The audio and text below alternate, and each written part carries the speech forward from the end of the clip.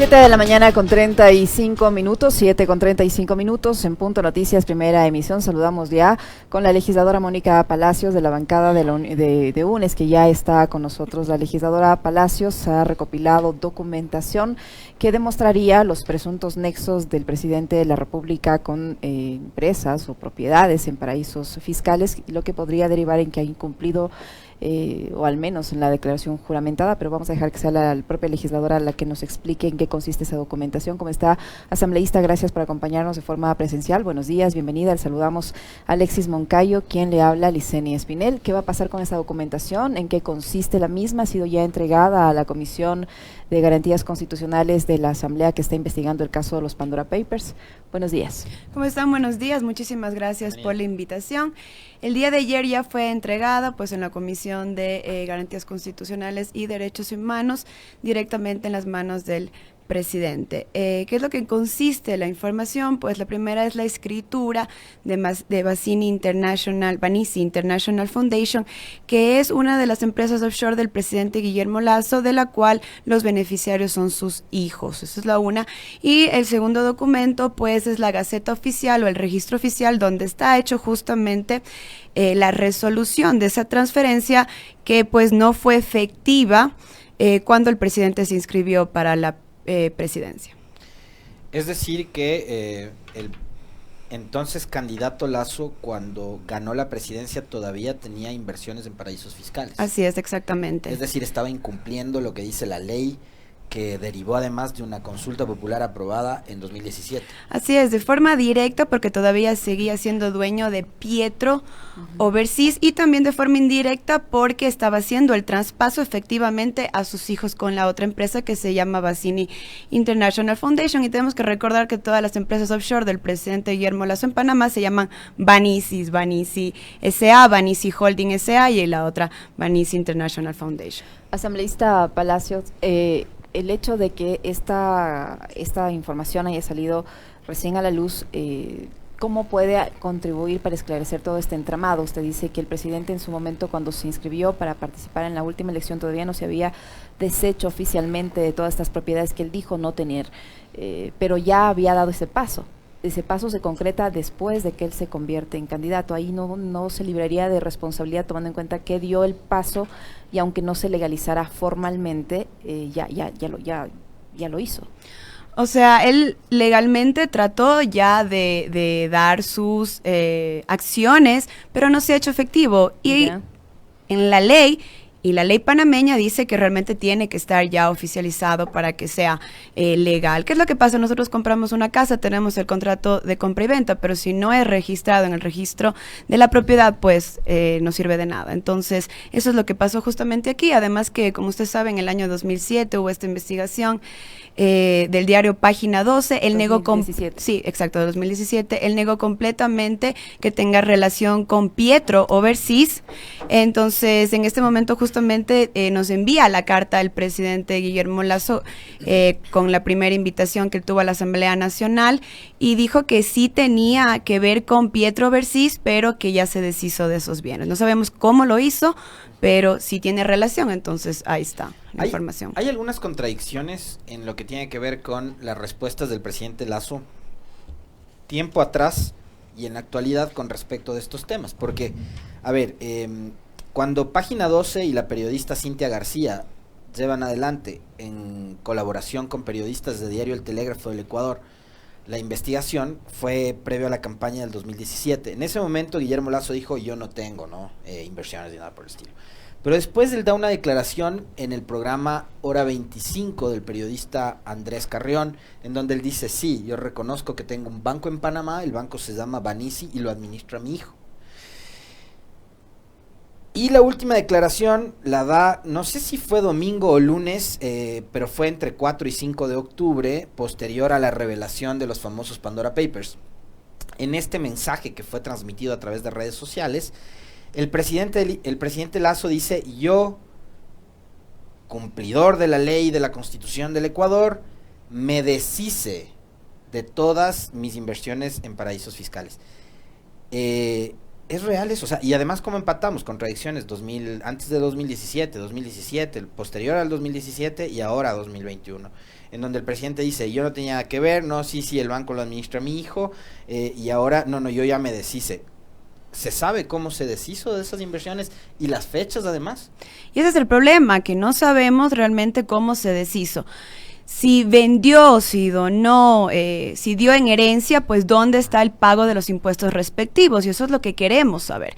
Como sabemos, no ha pagado ningún impuesto sobre esto, y no solamente eso, tenía que después, pues de la consulta popular del 2007, repatriar esos bienes, y efectivamente tenía capitales y bienes en paraísos fiscales, pero no lo hizo, lo envió a los Estados Unidos, y como sabemos tenemos Nord Investment, en la cual pues el presidente tiene 145 casas en Miami, tiene pues una inversión en bienes raíces y también tiene otros fideicomisos en Delaware y Dakota del Sur. Asambleísta Palacios, el hecho de que el presidente haya transferido, de acuerdo al documento que usted tiene, a sus principales familiares, como es la esposa y sus hijos, ese mismo hecho haría que él incumpla la ley de la consulta popular que prohibía a funcionarios públicos tener propiedades en paraísos fiscales. Así es, porque la ley dice que no puede manejar ni tener control sobre pues compañías offshore directa o indirectamente. En la escritura no está la esposa, solamente están los hijos, pero igual pues son los parientes directos. ¿Qué dice exactamente la ley al respecto en el Ecuador? Aquí tengo la ley y lo que dice exactamente en el artículo número 4 y las profesiones de ocupación y desempeño de cargo en el sector público, las personas señaladas en el artículo 1, bueno, que entre eso está el presidente de la República, de esta ley no podrán ser propietarios directos o indirectos de bienes o capitales de cualquier naturaleza en jurisdicciones o regímenes considerados como paraísos fiscales, y Panamá está como paraíso fiscal. En ese caso, ¿se configuraría, digamos, el testaferrismo? Si tiene, digamos, lo traspasó, ya sea por herencia o la figura que haya utilizado con sus abogados, los bienes a María Lourdes Alcíbar o a Santiago o a fulanito, sultanito, cualquiera de sus hijos, ¿habría ahí figura de testaferrismo? Claro, y también lo que nosotros hemos descubierto en los Estados Unidos, en Nord Investment, es que el señor Miguel Macías y la señora Eugenia Tauriz también, que fueron gerentes del Banco de Guayaquil, son sus testaferros en los Estados Unidos. ¿Qué va a pasar ahora con esta información y qué le permite a esta información el hecho de que esté apostillada y notariada? Eso quiere decir que es completamente legal, y también acá en el Ecuador hemos hecho notarizar todos los papeles. Pues en este momento, como le digo, hemos entregado ya a la Comisión de Garantías Constitucionales y Derechos Humanos. Ellos siguen todavía con la investigación. No me quiero adelantar a dar ningún conclusión, pero lo que sí, el artículo de la Ley Orgánica para la aplicación de la consulta popular, en el artículo 8 dice: sanción el incumplimiento de las disposiciones previstas en esta ley acarreará la destitución. La Comisión de Garantías Constitucionales, que está hoy llevando la investigación, ¿ha podido acceder ya a información adicional a la que usted ha entregado? Porque además yo he visto con asombro en estos días cómo se está utilizando las organizaciones, bueno, los organismos, las organizaciones y las instituciones públicas como para blindarle al presidente. Es decir, los funcionarios del SRI sin decirle la verdad al país y a los asambleístas con respecto de la declaración de impuestos, patrimonial, etcétera, etcétera, de Guillermo Lasso, diciéndole al país como que es que como el hombre paga tanto, no podemos estar controlando que pague todo. El gerente del Banco Central del Ecuador diciendo que la institución no está obligada a entregar información para transparentar los datos y las cifras que se relacionan al presidente Lasso. Ustedes como legisladores, ¿cómo han visto la postura que han adoptado estas autoridades de Banco Central, SRI, etcétera? Como yo he dicho varias veces, el que nada debe, nada teme. Entonces, sí hemos visto por parte de las instituciones del Ejecutivo que le están blindando completamente al presidente Guillermo Lasso. Desde la Asamblea hemos hecho un pedido que venga y que diga la verdad al pueblo, porque eso es lo que los ecuatorianos queremos. Si él no tiene nada que ver, si él no tiene bienes y capitales en paraísos fiscales, puede venir como los documentos, así como yo he venido, notarizados y apostillados, y decir yo no tengo nada que ver, y después del de 2017 efectivamente hice la venta, la donación o lo di en herencia, pero realmente no lo he hecho, entonces parece que está escondiendo algo. ¿Qué dice, asambleísta Palacios, la ley panameña respecto a la transferencia de este banco? Usted mencionaba hace unos instantes que el presidente de la República seguiría siendo titular de esta sociedad Pietro, ¿no es cierto? Para explicarle a la audiencia, a quienes nos siguen a través de redes sociales, ¿qué significa eso? ¿Qué significa esta compañía y cuál es el papel que cumpliría todavía el presidente de la República en la misma?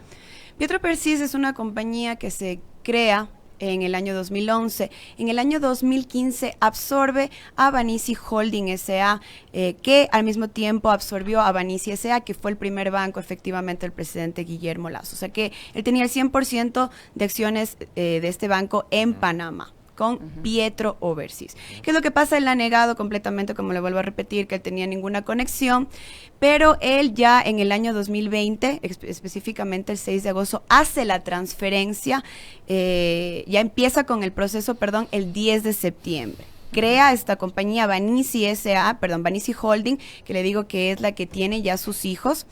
Entonces él empieza la transferencia el 10 de septiembre. Se hace efectiva, como dice justamente aquí en la Gaceta Oficial, porque lo que dice el artículo número 45 en la Ley de Procedimiento Administrativo en Panamá es que hasta que no se publique en la Gaceta Oficial no está registrado oficialmente. Entonces la Gaceta se publica el 19 de octubre. El presidente Guillermo Lasso pues registra su candidatura el 23 de septiembre. Entonces él todavía seguía siendo efectivamente dueño de Pietro Overseas, pero no solamente eso, es que igualmente con el traspaso de estas acciones él va a seguir siendo indirectamente dueño porque sus hijos son los dueños de Pietro Overseas en este momento. Yo sobre el tema de Banisi tengo una duda. ¿Este es un banco de primer piso? ¿Es un banco que existe, que tiene oficinas? ¿O es un banco ficticio? Bueno, es un banco en Panamá, pero no tenía oficina. Las oficinas estaban aquí en el segundo piso del Banco de Guayaquil, en Guayaquil. Es decir, era una empresa de papel. Sí, era una empresa de papel efectivamente, pero tenía su oficina aquí en el Banco de Guayaquil, en el segundo piso, y tenía 2 cajeros en San Borondón, en los cuales se alega que el presidente Guillermo Lasso utilizaba para sacar sus capitales, el de sus familias y el de sus amigos sin pagar impuestos. Esta misma documentación que usted la tiene apostillada y notariada, entendería yo, es la que presentó ayer el ex candidato a la presidencia de la República, Yacu Pérez, a la Fiscalía, un poco para abonar con elementos para que la Fiscalía realice la indagación respectiva. ¿En qué medida el hecho de que no sean documentos, en el caso de los que presentó el señor Pérez, no sean los que usted tiene, que están apostillados y notariados, van a servir como evidencia? Pues tienen que estar completamente legalizados. El acuerdo de La Haya dice que tienen que tener pues la apostilla para que sean legales en otros países. ¿La Comisión de Garantías Constitucionales debería remitir esta documentación a la Fiscalía? Claro que sí, a la Fiscalía, a Contraloría, a todas las instituciones que sean necesarias. A ver, esta denuncia sale de su parte, usted es integrante de UNES, tengo entendido que Pachacuti también está haciendo lo suyo. ¿Qué pasa con el resto de fuerzas políticas? ¿Qué pasa con el Partido Social Cristiano? ¿Qué pasa con la Izquierda Democrática, que tiene una postura bastante ambigua, que a ratos suelen ser críticos con el gobierno del presidente Lasso, firman una carta entre todas las bancadas para cuestionar las actitudes desafiantes y amenazantes del presidente, pero después salen en entrevistas y se portan tibios y dicen que si le va bien al presidente, le va bien al Ecuador y demás? ¿Cómo está la relación con las otras bancadas para que esta investigación prospere? Porque si ustedes no tienen respaldo de los demás legisladores, simplemente esto puede diluirse. Y a mí me llamó mucho la atención en estos días de escucharle al vocero del gobierno, al señor Gijón, decir que el gobierno está negociando con Pachacuti, que no sé, puede ser que se meta el tema de Pandora en la conversación con PK y con IDE. Pues yo creo que estamos preocupados porque realmente este es un problema a nivel nacional, pero también internacional. Como usted sabe, no es que la bancada UNES ha acusado al presidente de absolutamente nada. Aquí hay una investigación a nivel internacional de 600 periodistas del grupo ICIJ. Entonces, aquí lo que queremos, y vuelvo a repetir, los ecuatorianos, es la verdad. Entonces, deberían de apoyar las otras bancadas en que se devele y seguir el debido proceso, que es lo más importante. importante y apoyar en eso. Si efectivamente el presidente no tiene nada que ver y no tiene bienes y capitales en paraísos fiscales, pues sigamos el debido proceso y lleguemos a eso, pero si no, deberíamos de apoyarnos todos para que se diga la verdad, que es un derecho de todos los ecuatorianos. Y usted ve esa intención, por ejemplo, le cito un nombre, el presidente de la Comisión de Fiscalización, Fernando Villavicencio, que se ha convertido casi que en el vocero del gobierno en la Asamblea. ¿Usted ve intenciones en él de querer investigar esto? ¿O él sigue todavía metido el chip del correísmo? Sí, yo creo que él está obsesionado realmente y se le escucha en la Asamblea Nacional en cada discurso que le nombra al expresidente Rafael Correa, cuando ya sabemos que ha pasado 4 años y que él ya de cierta manera no tiene nada que ver en la política actual. Entonces yo considero que, además de todo que hemos visto que se ha reunido en el Palacio de Carondelet con el presidente y todo el tiempo le sale a defender y a veces defiende lo indefendible. Entonces yo no confío realmente en que él quiera seguir un debido proceso y develar la verdad de lo que ha pasado con los Pandora Papers. Asambleísta Palacios, con esta información que usted ha presentado, al menos yo creo que debería generarse dudas respecto a la declaración patrimonial del presidente de la República, porque es documentación oficial. En ese sentido, al ser documentación oficial, es decir, documentación real, ¿cuál debería ser el rol de la Contraloría General del Estado, tomando en cuenta que hay una declaración juramentada del entonces candidato y ahora presidente de la República? Si usted pudo acceder a esta información, ¿cuál debería ser el rol del Servicio de Rentas Internas, de la misma Fiscalía y de la UAFE? Deberían de empezar un proceso ya de investigación, así como ha pasado, por ejemplo, en Chile. Y es un proceso ya de oficio que ellos ya deberían de estar haciéndolo, pero sinceramente vemos que ellos no están trabajando. Se ha llamado y se les ha pedido que vengan a declarar. Por ejemplo, el día de ayer yo tenía varias preguntas para el SRI, no asistieron. Entonces se tratan de lavar las manos una y otra vez y aquí los únicos afectados somos todos los ecuatorianos. El Ecuador pierde 8.000 millones de dólares al año en evasión fiscal. ¿Cómo usted, que es legisladora, el Parlamento, la Asamblea, es el primer poder del Estado, es donde se ve representado el Ecuador en su conjunto? ¿Cómo ve usted y cómo califica además la actitud del presidente casi que de ningunearlos y de decir, yo no voy, yo les voy a llamar para que ustedes vengan a mi despacho y ahí les voy a atender cuando a mí me dé la gana? Pues una y otra vez, yo creo que ese comportamiento del presidente Guillermo Lasso, en no llegar ni siquiera a acuerdos mínimos con las bancadas, no se ha reunido con ninguno de los jefes de bloque, es lo que está afectando en este momento a que él no pueda gobernar al Ecuador. Entonces es el reflejo de una actitud soberbia, porque aquí lo que estamos tratando es de trabajar en democracia para tratar de sacar al Ecuador esta crisis económica que nos está afectando con un 5.7% de decrecimiento, que es terrible. Asambleísta Palacios, ¿qué futuro le ve usted a la investigación que está llevando a cabo esta Comisión de Garantías Constitucionales en la Asamblea Nacional sobre el caso de los Pandora Papers, tomando en cuenta todo esta suerte de protección, de ocultamiento, de blindaje que le han dado las principales autoridades de las instituciones que deberían dar explicaciones en este caso? Le hace Banco Central, le hace Servicio de Rentas Internas, Superintendencia de Bancos, por mencionarle algunas de las que me acuerdo. A eso sumado la negativa, siguiendo el ejemplo del presidente de la República, la negativa por 3 veces del señor notario que dio fe o que dio fe de su declaración juramentada y que ahora se ha convertido o que fue designado embajador del Ecuador en el Vaticano, que aparentemente es socio del presidente de la República. Y es concuñado de él también. Y encima familiar político del presidente de la República. O sea, ¿qué futuro usted le ve, tomando en cuenta que la comisión no ha podido recabar información de todos estos sectores, de todas estas autoridades que podrían haber contribuido a esclarecer las dudas que reinan respecto al caso de los Pandora Papers? ¿En qué va a terminar esta investigación? A mí lo que sí me sorprende es que las instituciones del Estado, las instituciones públicas, las instituciones de todos los ecuatorianos y ecuatorianas deberían de estar trabajando para nosotros y realmente están trabajando para el presidente Guillermo Lasso y para encubrir la corrupción y la mentira. Yo realmente estoy positiva y no me quiero adelantar a dar ningún criterio, pero yo sí estoy positiva de que con las evidencias que hemos presentado, pues se va a tomar la mejor decisión, especialmente ya para integrar al primer debate. Así que estoy positiva de que se va a dar pues un buen trabajo para que se esclarezca lo que está pasando, porque como digo, el que nada debe, nada teme. Entonces debería de venir el presidente Guillermo Lasso y hablar y decir las cosas como son, pero el pueblo ecuatoriano es el que tiene que decidir también. Ahora, el presidente ha dado muestras de, a ver, por un lado, de que no sé si le importa o le importa muy poco la investigación que pueda llevar adelante la Asamblea. Digo, por un lado está el hecho de haber marcado la cancha primero a la Comisión de Fiscalización, que les dijo, bueno, ahí digamos tiene a su pana y a Ana Belén Cordero, que además es esposa de su secretario jurídico, como presidentes y vicepresidentes. Pero después les dice a los de la Comisión de Garantías Constitucionales lo mismo que les citaba yo antes, ¿no? Yo les llamo para que vengan a mi despacho y ahí conversamos y les cuento de qué va el tema de mis inversiones. Pero no es solo digamos, el que me importismo con respecto a los Pandora Papers. El país ha atravesado una etapa de crisis y de convulsión social en las últimas horas. Protestas, manifestaciones, ya queda a criterio de cada uno evaluar si es que estas eran o no justificadas. Finalmente hubo organizaciones sociales lideradas por la CONAIE que salieron a las calles. Y el presidente en las últimas horas manda una carta a la Asamblea y dice, me voy 10 días de Europa, cuando vuelva les atiendo. Todavía no sabemos ni siquiera cuándo va a enviar el proyecto de reforma tributaria a la Asamblea. Y a pesar de eso, el presidente les ha culpado a ustedes de bloquear su plan de gobierno, de no darle gobernabilidad.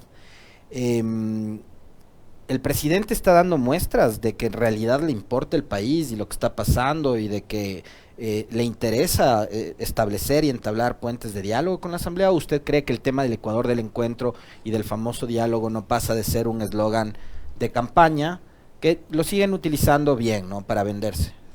Yo creo que es el gobierno del encuentro, pero entre los panas del presidente Guillermo Lasso, porque realmente con el pueblo él no se ha encontrado y hasta ahora seguimos esperando que cumpla pues con lo que prometió en campaña, los préstamos al 1% a 30 años que conquistó a la ruralidad del Ecuador, también que iba a subir pues el salario mínimo básico a $500 y con el proyecto que presentó anteriormente vimos que hablaba de flexibilización laboral cuando realmente es precarización laboral. Entonces no creo que existe para nada la relevancia que tiene que dar el presidente de la República a la problemática que tenemos en este momento y como le dije anteriormente, hay cifras claras, 5.6% de decrecimiento, cuando fue el periodo bancario salieron 2 millones de ecuatorianos de nuestra patria, tuvimos un decrecimiento del 4.5%, ahora casi del doble.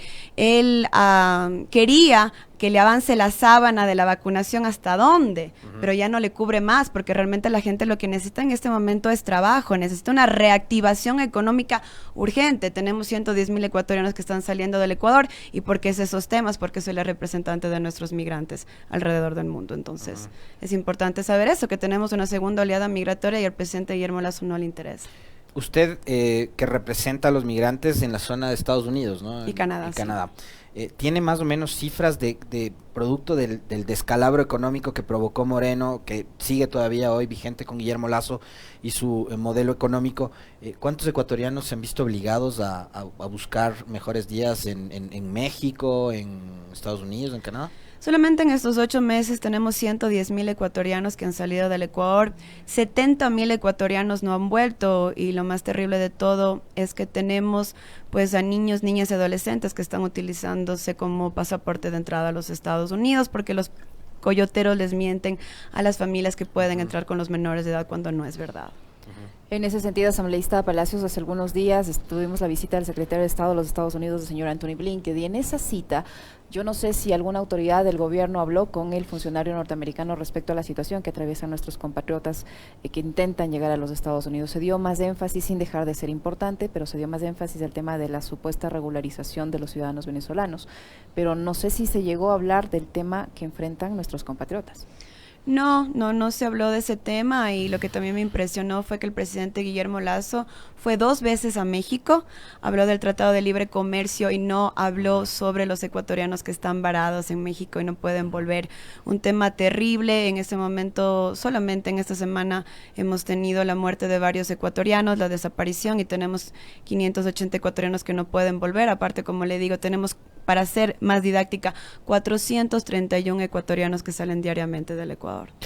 ¿Se tiene cifras exactas? Volviendo otra vez al tema de los Pandora Papers, perdón que le lleve nuevamente a eso, cifras reales más o menos cercanas quizás a, primero, para saber a cuánto asciende la fortuna de Lasso, y segundo, para saber cuánto de esa fortuna es que el presidente tiene en el exterior, porque hay una cosa que a mí me llama mucho la atención, no sé si usted va a compartir conmigo la inquietud, pero a ver, si yo soy presidente del Ecuador y tengo $1.000 millones, pero de esos $1.000 millones de fortuna, tengo 500, la mitad, en Delaware, en Dakota del Norte, del Sur, de donde sea, en Panamá, etcétera, y salgo a darme vueltas al mundo por Glasgow, Irlanda o el Reino de España, por donde se va ahora, a decirles a los inversionistas extranjeros, vengan a invertir en Ecuador. Ellos probablemente me van a decir, ¿con qué cara me invitas vos a invertir en tu país si vos no tienes tu plata IF? Entonces, ¿se tiene alguna idea de cuánta plata tiene el presidente Lasso afuera? No se tiene una idea clara realmente porque lo tiene, como sabemos, en pues fideicomisos, y esa es información pues que no vamos a obtenerla, pero más o menos en Panamá, por mis investigaciones, unos $400 millones, más o menos. $400 millones que salieron de la economía ecuatoriana a Panamá. Que salieron de la economía ecuatoriana sin pagar impuestos, que es lo más importante, a Panamá. Y como usted mismo lo dice, ¿con qué calidad moral el presidente Guillermo Lasso se va de viaje alrededor del mundo a decir vengan a invertir en Ecuador cuando él no invierte en Ecuador?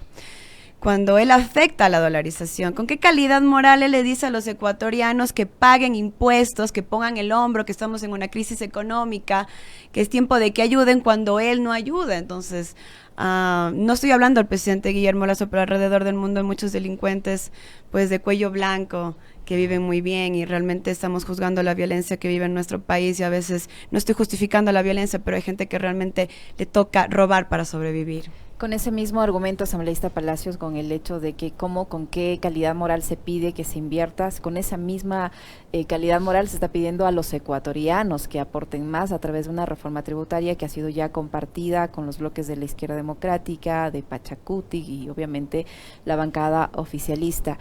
A eso hay que añadirle el mal ejemplo, digo yo, que ha dado el presidente de la República al no transparentar su situación financiera, la forma como maneja sus finanzas, al punto que también en estos días se conoció un escándalo que salpica a su propia familia, su hijo, con el hecho de haber comprado y con el argumento de cada uno hace con su plata lo que quiere. Sí, está bien, pero hay que hacerlo de forma transparente. Pero pague sus impuestos. Y el señor compró un lujoso yate con una empresa fantasma que no registra el debido pago de impuestos en el Ecuador. Pero con ese contexto se ha pedido o se va a pedir en los próximos días a los ciudadanos que contribuyan.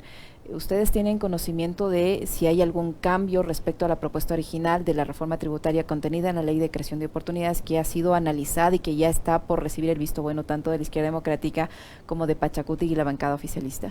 Pues yo todavía no he hecho la revisión, para ser sincera. Yo creo que todavía no nos ha entregado a nosotros, a la bancada de UNES, el borrador del proyecto, sí que no lo he revisado, pero sabemos perfectamente las políticas neoliberalistas, porque así son, del presidente Guillermo Lasso, y yo creo que en este momento lo que tenemos que hacer es reactivar la economía, que es lo más importante en este momento, y ojalá que el presidente Guillermo Lasso entre en conciencia sobre las necesidades de los ecuatorianos. En las últimas horas, digamos, hay un pronunciamiento ya de la CONAIE. Hasta hace unos minutos que nosotros habíamos estado en el segmento de la opinión, no había respuesta. Ayer el presidente Lasso dijo: regreso de mi viaje por Europa y les voy a recibir el 10 de noviembre.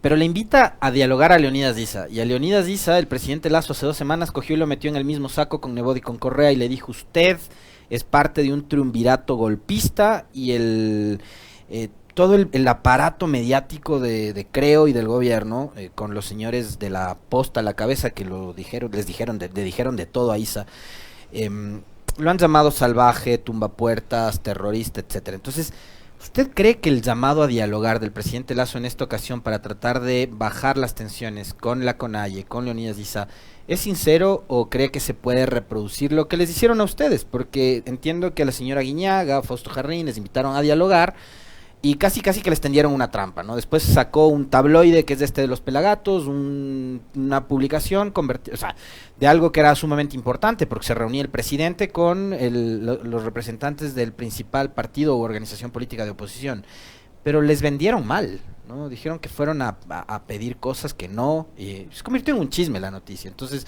¿usted cree que esta invitación a dialogar se la puede tomar en serio, o puede ser, digamos, otra trampa más? No solamente eso, Alexis, recordemos lo que pasó con Bella Jiménez. Hay un corrupto y un corruptor. Entonces, ¿qué fue lo que pasó ahí? ¿Qué pasó con ella? ¿Y cuál es la verdad? Realmente no sabemos información de primera mano, pero Obviamente que parece que hubieron negociaciones con el ministro de Transporte, de Obras Públicas. No estamos seguros 100%, pero eso es lo que se ha dicho una y otra vez, además que hay información bastante extraña que se ha develado. Entonces, como vuelvo a repetir, hay un corruptor y el que le quiera corromper a la persona. Entonces, yo sinceramente opino que se ha tratado de hablar con el presidente Guillermo Lasso, no solamente la CONAIE, sino diferentes organizaciones sociales, y el presidente dice que es el gobierno del encuentro, se encuentran, pero no pasa absolutamente nada. Entonces aquí no solamente llevar conversaciones, que está muy bien, pero es ya llegar a acuerdos concretos y empezar a trabajar, y es lo que no está haciendo el presidente Guillermo Lasso. ¿Dónde están los proyectos económicos urgentes, que es lo que necesitamos? ¿Dónde están políticas de salud, políticas de seguridad ciudadana? Hasta este momento el Ecuador está en un stand-by, y ¿hasta cuándo va a durar eso? Los ecuatorianos ya no podemos más. Muchísimas gracias, asambleísta, por su tiempo, por la información que nos ha proporcionado. Sabemos que tiene otro compromiso. Le agradecemos por su visita. Vamos a estar pendientes de cómo avanza la investigación. Muy amable. Muchísimas gracias a ustedes, un honor.